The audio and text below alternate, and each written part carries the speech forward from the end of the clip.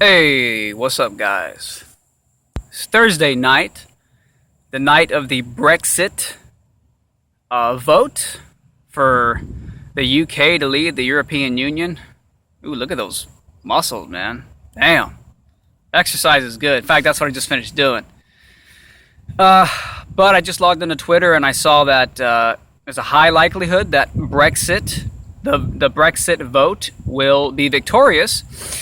And it made me think of how there's similarities between this Brexit movement and Donald Trump. I think Donald Trump is representative of people reclaiming their self-interest. And that's implicit in so much of what he says. Number one, he's like the greedy, rich billionaire guy who the only way you could ever become a greedy, quote-unquote, billionaire is if you believe in self-interest and you pursue your self-interest and you don't believe in silly fantasies about self-sacrifice. You've called women you don't like fat pigs, dogs, slobs. Your Twitter account... Only Rosie O'Donnell. No, it wasn't.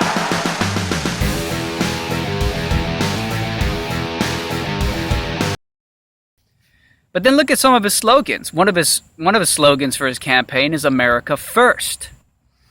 And a lot of the stuff he says, he's anti-globalism. He's anti-sacrificing the localized self-interest of the American citizens for these obscure foreign interests who claim that if you self-sacrifice yourself for the foreign interests, for the globalist interests, you're somehow doing the right thing. There's always like a moral bleeding heart argument behind it. We got here because we switched from a policy of Americanism, focusing on what's good for America's middle class, To globalism. to a policy of globalism, focusing on how to make money for large corporations who can move their wealth and workers to foreign countries, all to the detriment of the American worker and the American economy itself. How can this guy not be real? And in the UK now, it's crazy if they do leave the European Union, because really what it's a symptom of people reclaiming their sovereignty. And I don't buy this idea that giving up your own personal power to some obscure external entity like the European Union is somehow going to make the world a better place. You don't make the world a better place by putting your hands in some institution that's going to come in and save the day. You have to be the hero. And I think that a better society and a better and more prosperous and happy and stable world is achieved by returning to yourself. And this is why the left is self-destructive. Because the left is about this pseudo-charity. Donald Trump is perceived as evil and greedy. But Donald Trump is known for handing people $100 bills. Like his workers at chefs in the kitchen, he'll hand them $100 bills. For no reason, he's like, here, have $100. That's a different type of charity when you think about it. And, you got people like Bernie Sanders who claims he's Mr. Charity, but when you think about it, he's really just pursuing his self-interest as a politician, literally making a living, claiming to be for the people and claiming to be so self-sacrificial and altruistic. But he's just going to use rich people's money to redistribute it, not his own money. And if it wasn't for him being a career politician, Bernie Sanders would literally be of zero value to the world other than maybe mopping a floor at Burger King.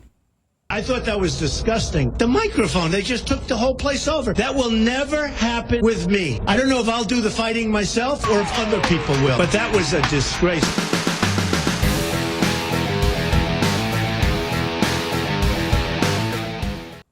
So this pseudo-altruism of putting your faith into the left and putting your faith into these government institutions, this is pseudo-altruistic bullshit. You don't empower the world, you don't make the world a better place by, outsourcing your own personal power to these obscure institutions. So I think that's what this whole Brexit thing represents. I think it represents people reclaiming their own personal power. And, I'm sorry that I look like a shady rapist in the night, but this is the only light I could find. And that's what I think it represents. I think it represents people reclaiming their own personal power. And, for some reason that bothers people. For some reason that seems like something, you got these elitist scumbags who try to downplay the Brexit vote with their arrogant, you need to do what's right for everybody. And they try to come off with this sort of like bleeding heart moral argument. But if you're an awake person, you can see through that facade. And there's an elitist intention behind it. And it's disgusting. So I think this represents people awakening. I think this represents people. See, that seems to be the structure of power. Power and self-empowerment begins at the local level. You can't. It's just this fantasy of thinking that you're going to find a solution to the problems in your life by seeking outside of you. You have to return to yourself. You have to return to the individual. Everything begins at the individual level and then sprouts outward. There is no collective, okay? The collective does objectively exist, but the collective is a manifestation of the quality of each individual combined. And if the quality of each individual is pure shit, meaning that they're just a bunch of mindless robot citizens under the EU, not having literally no control over their own local lives, being subservient to some external government body, then what is the purpose and value of that collective? That's a useless collective. That's a weak collective. Begins with the individual, and it sprouts out from there. And to me, that's what Trump represents. That's what Brexit represents. It represents an awakening of the individual, an awakening of self-preservation, and a discarding of this pseudo-altruistic bullshit. We are reawakening to the importance of having self-interest. I mean, call it an Ayn Rand, epiphany. The importance of taking yourself seriously. We're just coming out of this age now where, man, even here in America, for example, for decades, being a passive spectator in life was accepted and it was the norm. Work a job you hate. Have no passion for creating and doing things that excite you in life. Instead, work a job you hate to make someone else rich so you can make a fucking paycheck, come home to your big screen TV and your big fat plushy sofa so you can live life vicariously through fucking sitcoms and TV shows and movies. It's nonsense. And people are snapping out of that. People are snapping out of that. People want to be in control of their lives again. Again, we come back to this theme of sovereignty, of self-control, of having control over your destiny, instead of putting it into the hands of the EU, instead of putting it into the hands of globalism, for example, which comes back to Trump's reference to America first. So, yeah, we're coming out of this. That's why you see there's this recent interest in entrepreneurship. There's this recent interest in self-development and starting your own business. There's this unprecedented amount of skepticism directed at the school system. There's an awakening happening. I don't know what the reason is.